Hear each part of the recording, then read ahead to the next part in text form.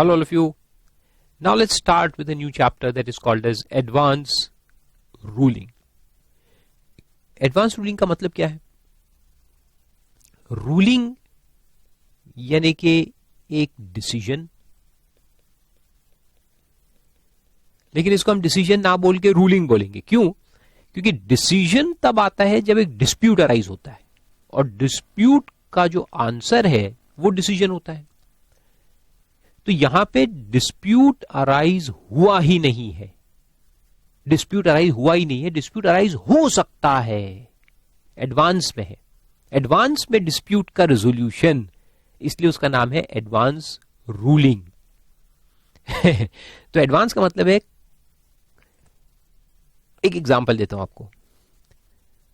खून करने के पहले जो खूनी है, ये खूनी जो होने वाला है, वो जाके सुप्रीम कोर्ट से पूछता है, हे मिलॉर्ड, अगर मैं इस तरह से किसी को मारूं तो क्या उसको मर्डर कहेंगे? यानी मारू का मतलब नहीं है, यानी ऐसा ऐसा हो जाए और कोई आदमी मर जाए तो क्या उसको मर्डर कहेंगे?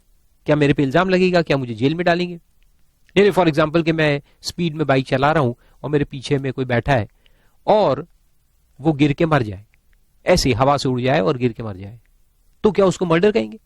तो कोर्ट ने कहा तुमने उसको धक्का दिया क्या? तो बोलता है नहीं. तुमने उसको मारा क्या? चाकू, तलवार, छुरा, चाकू जो भी है? नहीं. गोली? नहीं. वो हवा से उड़ गया बेचारा पीछे से. तो कोर्ट ने कहा कि फिर मर्डर का, it is not a murder. अब तुम उसको इनवाइट करो जिसको तुमको मारना है, और हायाबूसा पे उसको बिठाओ और चलाओ 240 की स्पीड पे, और थोड़ा सा ऐसा टर्न मारो, सक से उड़ेगा, वो हवा से उड़ जाएगा, गिर के मर जाएगा, और आपको मर्डरर नहीं कहा जाएगा. क्यों? क्योंकि तुमने पहले से सुप्रीम कोर्ट से पूछ के रखा है कि अगर कोई हवा से उड़ जाए और मर जाए तो उसको मर्डर नहीं कहते. अब था तो ये जोक, मगर इसमें बहुत सारे भेद छुपे हुए हैं. ये पूरा जो मैंने आपको एग्जांपल दिया, this is the crux of advance ruling. कार्य करने के पहले हम अंजाम का पता लगा लेंगे और फिर कार्य करेंगे. तो अंजाम हमें मालूम है कि क्या होने वाला है, पहले से मालूम है कि क्या होने वाला है. फॉर एग्जाम्पल कि एक नॉन रेसिडेंट पर्सन है, उसको इंडिया में बिजनेस करना है, और वो चाहता है ये जानना कि ये बिजनेस इंडिया में टैक्सेबल होगा, इस पे जीएसटी लगेगा कि नहीं लगेगा, और लगेगा तो किस रेट से लगेगा, कौन से डिडक्शंस मिलेंगे, कौन से नहीं मिलेंगे, कौन सा पॉइंट वैल्यू में ऐड होगा, कौन सा नहीं होगा, and so on and so fourth. ITC मिलेगा या नहीं मिलेगा. तो यह सारे सवालों के साथ वो जाएगा एडवांस रूलिंग अथॉरिटी के पास. एक अथॉरिटी गवर्नमेंट यहां सेटअप करता है जिसका नाम है अथॉरिटी फॉर एडवांस रूलिंग. उसके पास जाना है, उससे सवाल करना है, सवाल का वो सुन के जवाब देंगे, और वो जवाब सुनने के बाद तुमको जो काम करना है वो तुम करो, या अगर सोचना है कि नहीं अब नहीं करना तो मत करो. So you take your decision on the basis of the ruling which is given to you. ठीक है, तो उसको बोलते हैं एडवांस रूलिंग. तो अभी अपन ये चैप्टर में ये पढ़ेंगे कि पहले तो कौन एंटाइटल्ड है एडवांस रूलिंग के लिए इस चैप्टर के अंदर, यानी who can ask for advance ruling, how the advance ruling will be given, यानी उसका प्रोसीजर क्या है, और एक बार एडवांस रूलिंग मिला तो वो किसके ऊपर इफेक्टिव होता है, किसके ऊपर बाइंडिंग होता है. ठीक है, तो 4-5 बातें इसमें स्टडी करने की है. बहुत सिंपल चैप्टर है. Let's start. तो सबसे पहले सेक्शन 95 है डेफिनेशन. तो डेफिनेशंस में जैसे पहला ही definition advance ruling. What do you mean by advance ruling? So it means a decision provided by the authority or the appellate authority to the applicant on matters or on questions specified in subsection 2 of section 97. ये matters क्या है अपन देखेंगे अभी. or subsection 1 of section 100 in relation to supply of goods and or services or both being undertaken or proposed to be undertaken by the applicant. देखो, services या goods supply करना उसने चालू कर दिया है या करने वाला है, अंडरटेकन और propose to be undertaken by the applicant. ये तुम बिजनेस कर रहे हो, लेकिन तुमको अगर मालूम है कि आगे चल के एक डिस्प्यूट आने वाला है, तो तुम पहले से जाके पूछ लो ना, या तुम बिजनेस शुरू करने के पहले ही जाके पूछ लो कि मैं अगर ऐसा करूंगा तो क्या होगा. ठीक है, तो दोनों सिचुएशन है उसके अंदर. लेकिन डिस्प्यूट अराइज होने के पहले ये बात ध्यान रखना। एक बार डिस्प्यूट अराइज हो गया तो फिर आप एडवांस रूलिंग अथॉरिटी के सामने नहीं जा सकते। और इसमें दो लोग हैं, अथॉरिटी भी है या फिर अपेलेट अथॉरिटी। इसमें अपेलेट अथॉरिटी भी है। ओरिजिनल अथॉरिटी जो एडवांस रूलिंग प्रोनाउंस करता है, अगर तुम उससे सेटिस्फाइड नहीं हो तो तुम उसमें अपील कर सकते हो अपेलेट अथॉरिटी के पास।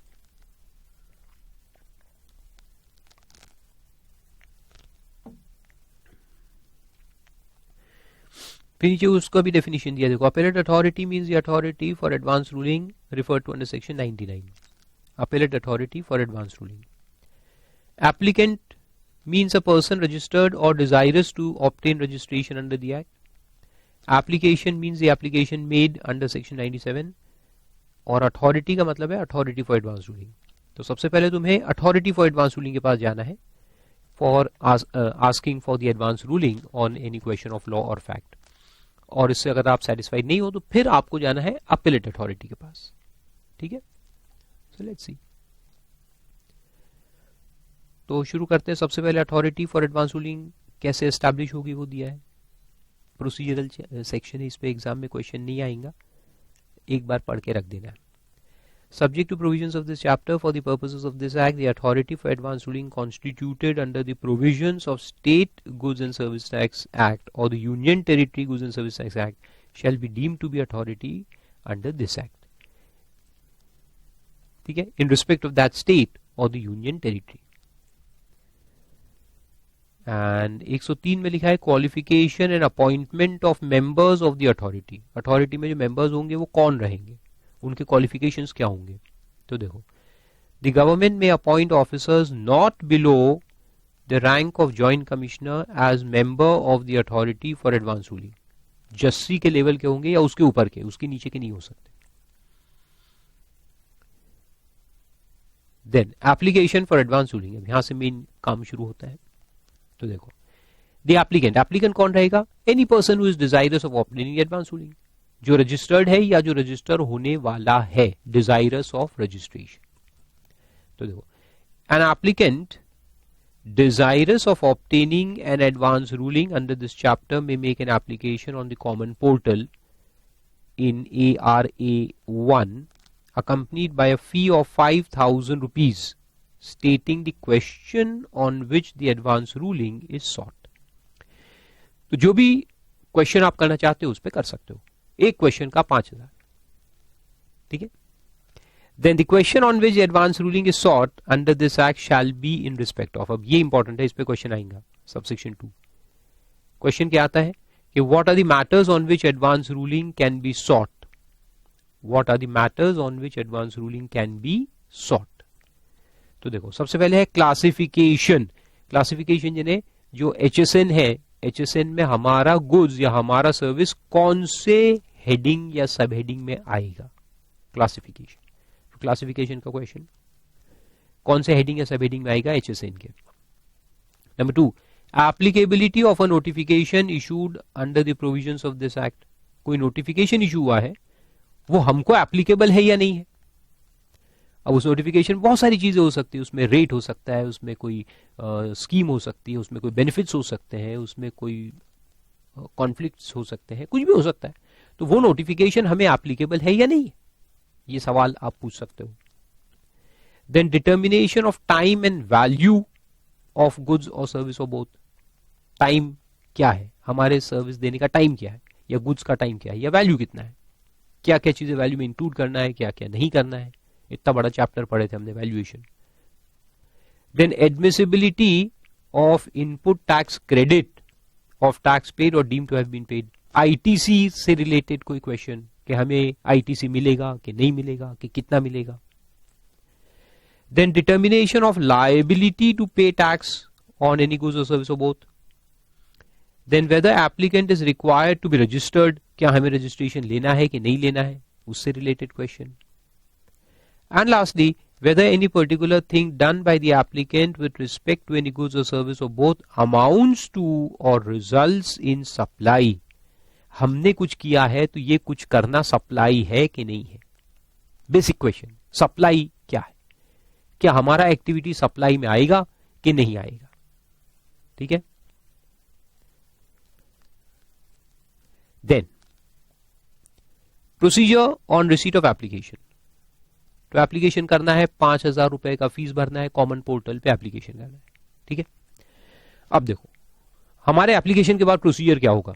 On receipt of the application the authority shall cause a copy thereof to be forwarded to the concerned officer and if necessary call upon him to furnish relevant records, उससे records वगैरह बुला लेंगे officer से, government department के officer से।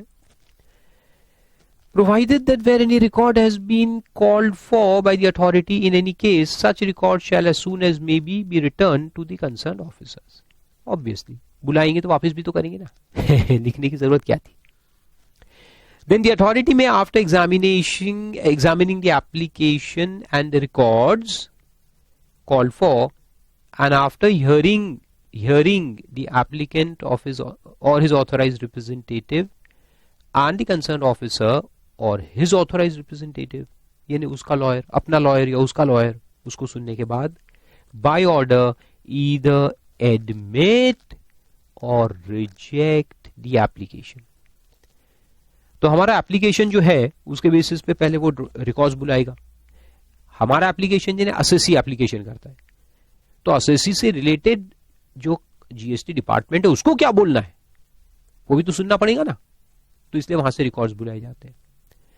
फिर अपने को या अपने लॉयर को हियर करेगा, ऑफिसर या उसके लॉयर को भी हियर करेगा। दोनों पार्टीज को सुनने के बाद इन पर्सन और through their authorised representatives it will be decided whether your application is to be admitted और रिजेक्टेड। तो इसको पहला स्टेज कहते हैं एडमिशन स्टेज। अभी हमारा एप्लीकेशन एडमिशन स्टेज पे है अथॉरिटी के सामने। एडमिशन स्टेज यानी एडमिट करना कि रिजेक्ट करना, ये पहले डिसाइड होगा। एडमिट होगा तो फिर सब सुनने के बाद एडवांस रूलिंग दिया जाएगा। तो ये एडवांस रूलिंग नहीं है, ये पहले ये डिसाइड करना है कि आपका एप्लीकेशन एक्सेप्ट करना चाहिए कि रिजेक्ट करना चाहिए।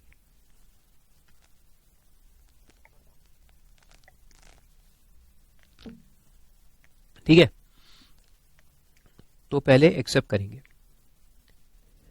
फिर उसमें प्रोविजो में देखो क्या लिखा है, provided that the authority shall not admit,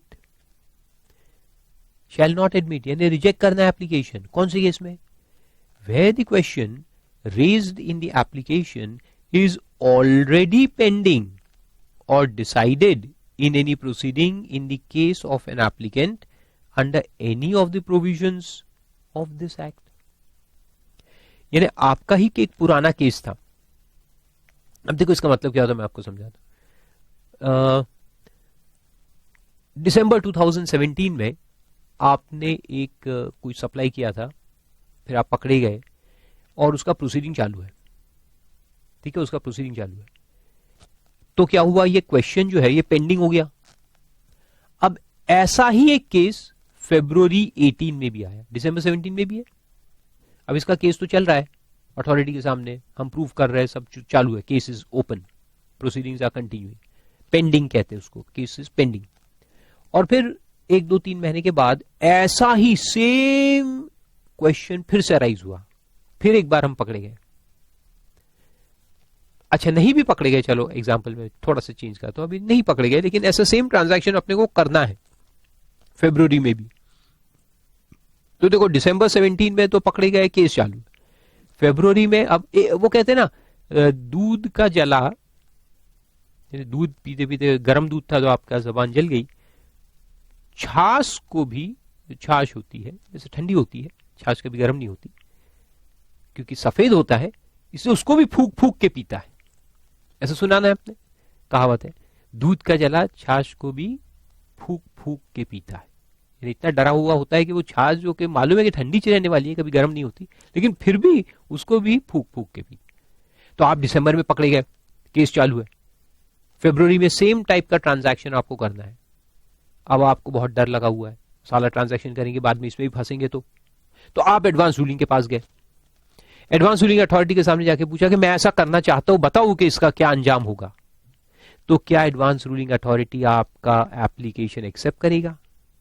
answer है नो, क्योंकि ये सेम क्वेश्चन जो तुम यहां पूछ रहे हो फरवरी में, ये सेम क्वेश्चन तुम्हारा दिसंबर 17 का ऑलरेडी पेंडिंग है या फिर डिसाइड हो चुका है।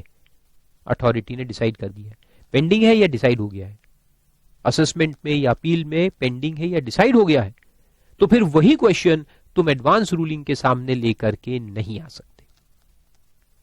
इसके पीछे लॉजिक क्या है?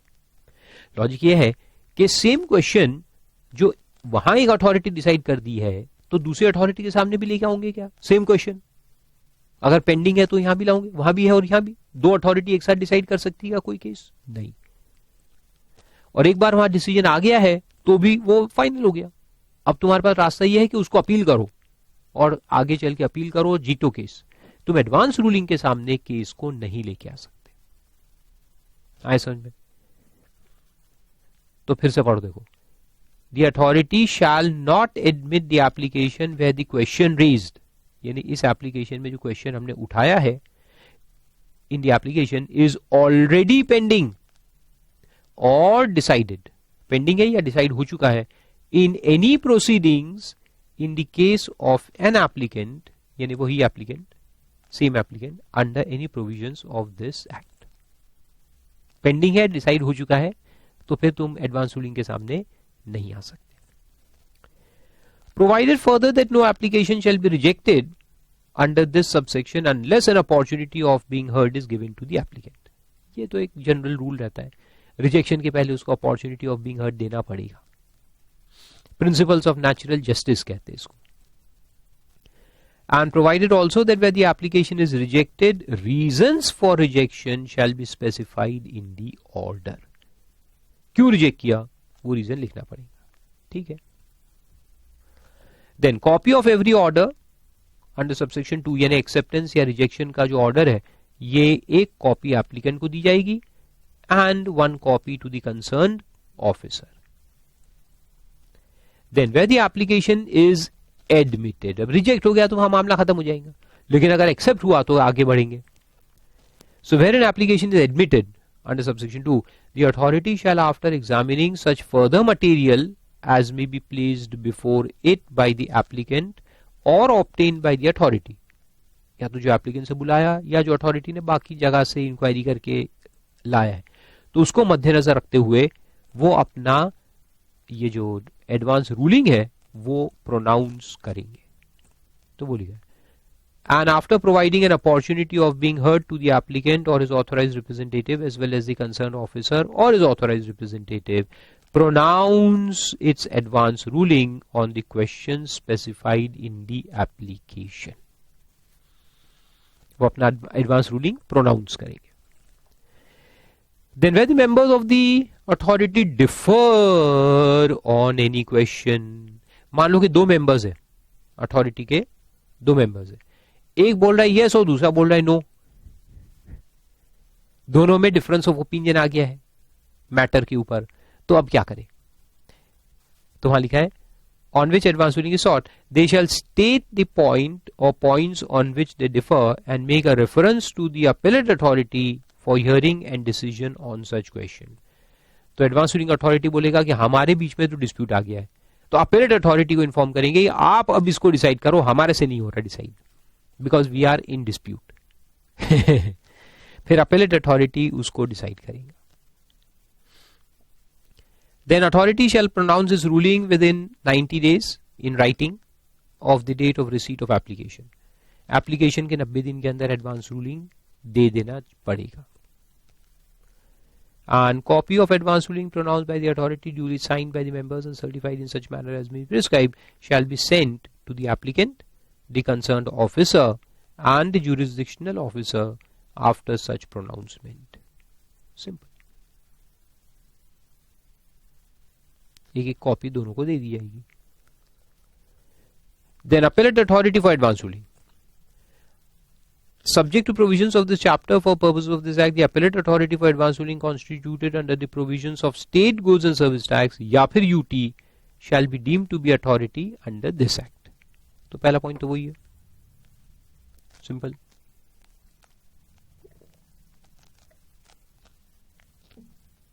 SGST या UT GST में जो आदमी या जो अथॉरिटी अपॉइंट होंगी उसको यहां पर भी एडवांस रूलिंग अथॉरिटी मान लिया जाएगा।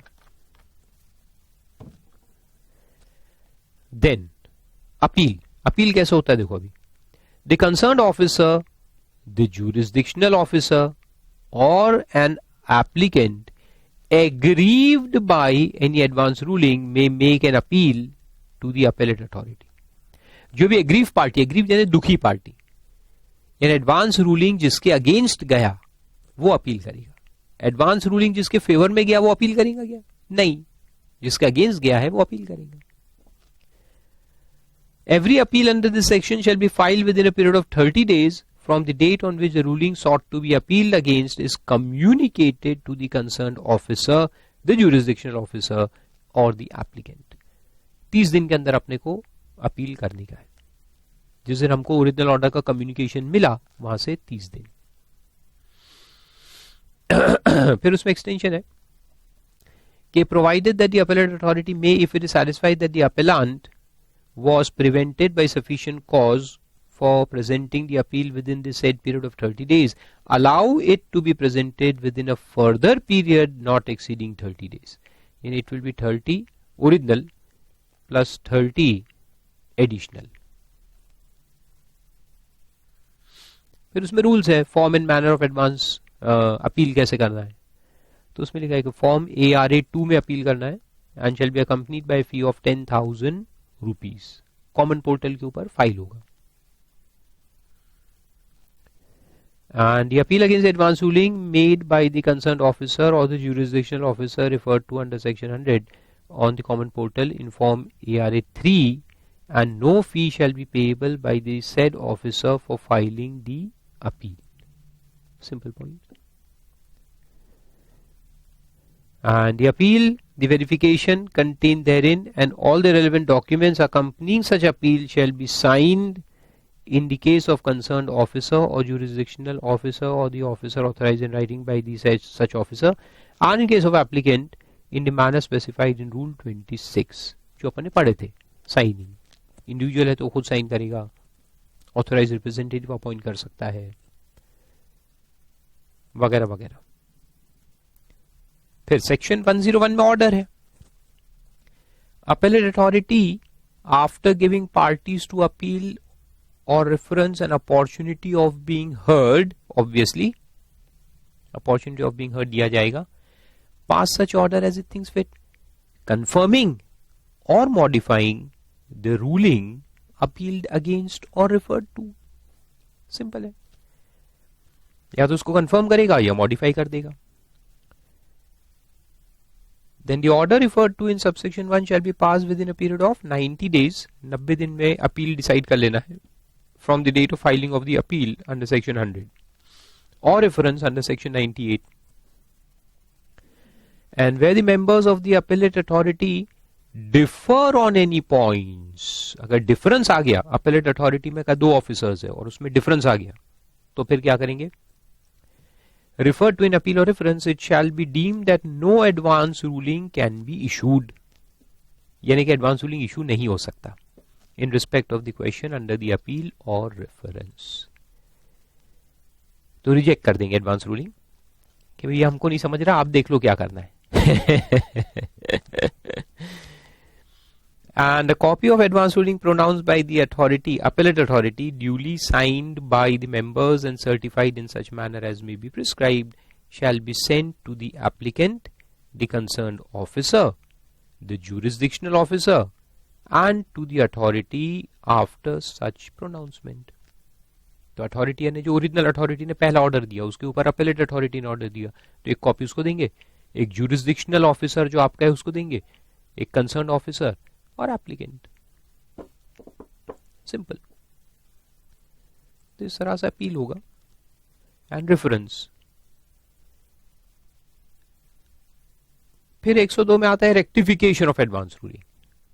अगर उसमें कोई गलती हो गई है तो उसको रेक्टिफाई करेंगे. सिंपल. तो उसमें क्या बोलता है, दी अथॉरिटी ओरिजिनल वाला या फिर appellate authority may amend any order passed by it under section 98 और 101 so as to rectify any error apparent on the face of the record. Rectification कैसे हो सकता है, किस चीज का हो सकता है? ऐसी चीज का नहीं हो सकता है जिसको एडिशनल एविडेंस लाके प्रूफ करना पड़े. नो, रेक्टिफिकेशन होता है of mistakes which are apparent from the record itself, यानी जो रिकॉर्ड से विजिबल है, क्लियर कट मिस्टेक्स जो होती है, क्लीन मिस्टेक्स, उसको रेक्टिफाई कर सकते हैं. And not something which can be proved by further evidence and arguments. ठीक है. If such error is noticed by the authority itself और the appellate authority on its own accord, यानी own motion, or is brought to its notice by the concerned officer, the jurisdictional officer, the applicant or the appellant within a period of 6 months, underline 6 months from the date of the order. यानी parties basically, तो जो parties थी appeal में वो ला सकती है उसके सामने, या अथॉरिटी को खुद समझ में आ सकता है. वैसे खुद से समझने के चांसेस तो कम है. Then provided that no rectification which has the effect of enhancing the tax liability or reducing the amount of admissible input tax credit, reducing the amount of admissible input tax credit shall be made. यानी assessee के against में अगर rectification होने वाला है, applicant यानी assessee उसके against में जाने वाला है, तो पहले उसको अपॉर्चुनिटी ऑफ बीइंग हर्ड देना पड़ेगा. रेक्टिफिकेशन के पहले opportunity of being heard has to be given. तो लिखा है unless the applicant or the appellant has been given an opportunity of being heard. अगर रेक्टिफिकेशन उसके फायदे का है, यानी लाइबिलिटी, टैक्स लाइबिलिटी कम होने वाली है या क्रेडिट बढ़ने वाला है, तो फिर पास कर दो, उसको टेंशन नहीं है, वो तो खुशी होगा. लेकिन अगर अगेंस्ट में जाने वाला है तो उसको अपॉर्चुनिटी ऑफ बीइंग हर्ड देना पड़ेगा. फिर छोटे छोटे सेक्शन है. एप्लीकेबिलिटी ऑफ द रूलिंग, किसके ऊपर बाइंडिंग है, ये बहुत इंपॉर्टेंट सेक्शन है. तुम्हारा लिखा है the advance ruling pronounced by the authority और as the case may be the appellate authority under this chapter shall be binding only on the applicant who had sought it. जिस applicant ने seek किया है सिर्फ उसके ऊपर binding है और किसी के ऊपर नहीं है. In respect of any matter, in respect of any matter referred to in section 97(2) of the application for advance ruling. जो मैटर पे आपने एडवांस रूलिंग सीक किया था उस मैटर को लेकर के और आपके ऊपर बाइंडिंग है. Not other assessees having similar questions, no, सिर्फ आपके, जिसने क्वेश्चन पूछा सिर्फ उसके लिए है एडवांस रूलिंग. केस लॉ और एडवांस रूलिंग का यही डिफरेंस है. केस लॉज जो होते हैं, जो एक्चुअल डिस्प्यूट आता है, फिर हम कोर्ट में जाते हैं, फिर केस आता है, डिसाइड होता है, वो क्या है कि अगर सिमिलर क्वेश्चन बाकी हजारों असेसीज को लगता है तो सबके ऊपर बाइंडिंग होता है. सेम स्टेट के अंदर हाई कोर्ट जुरिसडिक्शन के हिसाब से सबको लगता है. बाइंड तो अभी वर्ड में यूज नहीं करता, सबको लगता है. लेकिन एडवांस रूलिंग ऐसा नहीं है. एडवांस रूलिंग एक पर्टिकुलर पर्सन जिसने एडवांस रूलिंग मांगा था, सीख किया था, सिर्फ उसको लगता है. So this is specific and case laws are general. ये difference है. And on the concerned or jurisdictional officer in respect of the applicant. तो एक तो हमारे ऊपर बाइंडिंग है और एक हमारा जो ऑफिसर है हमारे लिए, तो उसके ऊपर बाइंडिंग है. दूसरे असेसीज के लिए नहीं, हमारे लिए, तो हम और ऑफिसर दोनों के लिए बाइंड है.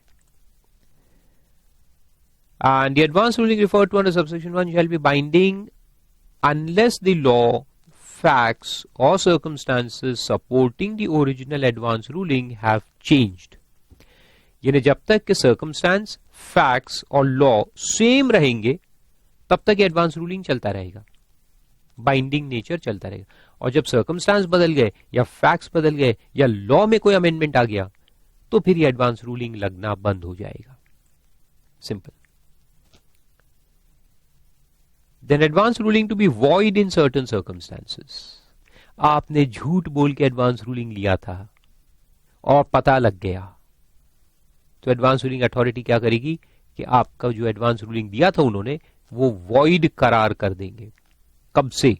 एब इनिशियो से, जब से एडवांस रूलिंग दिया गया था तब से उसको वॉइड कर देंगे और फिर ऑफिसर को आपके ऊपर छोड़ देंगे. छू जो भी उसने बेनिफिट उठाया इतने समय का एडवांस रूलिंग का, वो विड्रॉ करके पूरा टैक्स वैक्स तुमसे वसूल किया जाएगा. तो देखो उसमें लिखा है, बहुत खतरनाक सेक्शन है ये.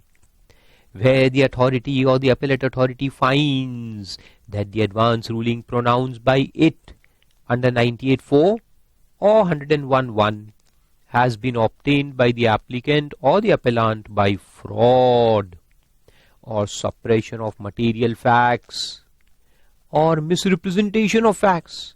Misrepresentation यानी झूठ बोला, suppression यानी छुपाया सच को, या fraud गलत डॉक्यूमेंट्स वगैरह बना के लिया. It may by order declare such ruling to be void ab initio, and thereupon all the provisions of the act or the rules made thereunder shall apply to the applicant or the appellant as if such ruling had never been made. तो पहले से void कर देंगे. तो अगर 3 साल पुराना ruling है, 3 साल जो बेनिफिट आपने लिया इसके अंदर पूरा विड्रॉ हो जाएगा और फिर पूरी तुमसे रिकवरी की जाएगी. लेकिन प्रोविजो में वही लिखा है कि वॉइड करार करने के पहले अपॉर्चुनिटी ऑफ बीइंग हर्ड देना तो जरूरी है. तुमको नोटिस आएगा पहले, एप्लीकेंट बताओ तुम्हारा एडवांस रूलिंग क्यों विड्रॉ ना किया जाए, हमें पता चला है कि तुमने फ्रॉड से लिया था, कारण बताओ.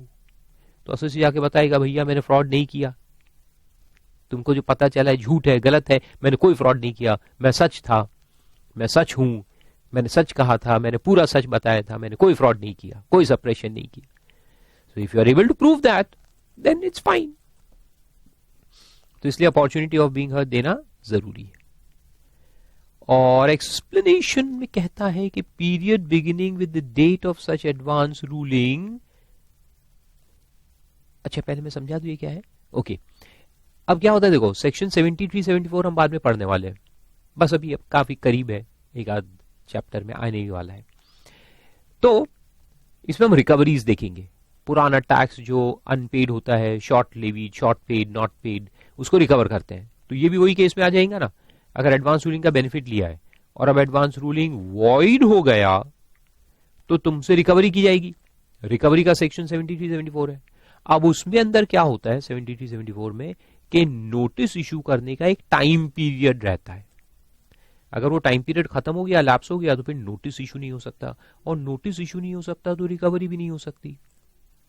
तो यहां अगर तुमने मान लो कि 6 साल का बेनिफिट ले लिया है एडवांस रूलिंग में, 6 साल चला एडवांस रूलिंग, फिर पता चला कि तुमने फ्रॉड से लिया था, वॉइड कर दिया.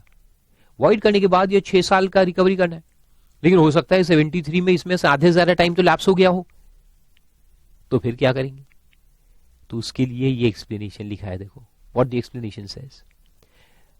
The period beginning from the date of advance ruling and ending with the date of order under this subsection, withdrawing order under this subsection यानी कि जो विड्रॉ किया अपन एडवांस रूलिंग को, जो विड्रॉ कर लिया, वॉइड कर दिया, shall be excluded while computing the period specified in subsection 2 and 10 of 73 यानी लिमिटेशन पीरियड. तो 73 में जो लिमिटेशन पीरियड है कि भाई आप इतने समय का ही नोटिस दे सकते हो, तो ये जो पीरियड इधर निकल गया ये एक्सक्लूड करेंगे, यानी गिनेंगे इतनी. तो मान लो कि अगर फ्रॉड केस में 5 साल का टाइम है नोटिस इशू करने का, तो ये जो इधर पीरियड है, चाहे 1 साल हो, 2 साल हो, 5 साल हो, 10 साल हो, जो भी ये पीरियड है ये एक्सक्लूड करेंगे उसमें से, यानी इसको तो गिनेंगे ही नहीं. यानी कि ये पूरे समय का, ये जो भी हमारा समय था उसका नोटिस दिया जा सकता है. इसको टाइम पीरियड में काउंट नहीं करेंगे. लिमिटेशन पीरियड जो रहता है उसमें काउंट नहीं करेंगे, 73 में भी या फिर 74 में भी. एंड लास्ट में लिखा है कि copy of the order made under subsection 1 shall be sent to the applicant, the concerned officer and the jurisdictional officer.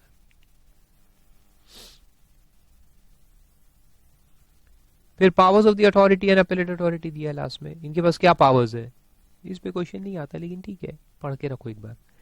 The authority or the appellate authority shall, for the purpose of exercising its powers regarding discovery and inspection, enforcing the attendance of any person examining him on oath, issuing commissions and compelling productions of books, of accounts and other records, have all the powers of a civil court under Code of Civil Procedure 1908. यानी court के पास ये जो powers होते हैं ये authority के पास भी रहेंगे. Discovery and inspection of records, documents, then enforcing attendance, लोगों को समन्स दे के बुलाना और उनको एग्जामिनिंग करना ओथ के ऊपर, शपथ के ऊपर, सब कुछ कहूंगा, सच के सिवा सब कुछ कहूंगा, नहीं गलत हो गया जो कुछ कहूंगा, सच के सिवा कुछ नहीं कहूंगा। फिर इशूइंग कमीशंस, यानी कमीशन ऑफ इंक्वायरी सेट करके भेजना लोगों के पास के डेटा कलेक्ट करके लाओ। And compelling production of books of accounts and other records. तो ये सब के लिए जो सिविल कोड के पास पावर्स होते हैं वो अथॉरिटी के पास भी रहेंगे। And the authority or the appellate authority shall be deemed to be a civil court for purposes of section 195 but not for the purpose of chapter 26 of the Code of Criminal Procedure, and every proceeding before the authority or the appellate authority shall be deemed to be a judicial proceeding within the meaning of section 193 and 228 and for the purpose of 196 of the Indian Penal Code। इसमें कुछ समझ में नहीं आएगा, इसको छोड़ देना है, ये तुम्हारे काम का नहीं है, ये लॉयर लोगों के काम का है अपने काम का नहीं है। और बाद में 106 है कि procedure of authority and the appellate authority, the authority और द ऐसे केस में भी the appellate authority shall subject provisions of chapter have the power to regulate its own procedure. अब इस पे क्या क्वेश्चन पूछेंगे, रेगुलेट इट्स ओन प्रोसीजर ने कितने बजे बैठना है, ऑफिस चालू करना है, कितने बजे लंच ब्रेक लेना है, कितने बजे टी ब्रेक लेना है, कितने बजे छुट्टी लेना है, कैसे काम करना है, अथॉरिटी में कौन कौन बैठेंगे, क्या क्या बेंचेस होंगे, ये सब वो लोग खुद गवर्न कर लेंगे। तो करने दो ना उनको, अपन का को बीच में टांग अड़ाने का, छोड़ दो इसको, तुम्हारे काम का नहीं है from exam point of view. तो आए समझ में, इस तरह से ये छोटा सा चैप्टर है एडवांस रूलिंग, 3-4 मार्क का एक शॉर्ट नोट, थियरी क्वेश्चन आ सकता है।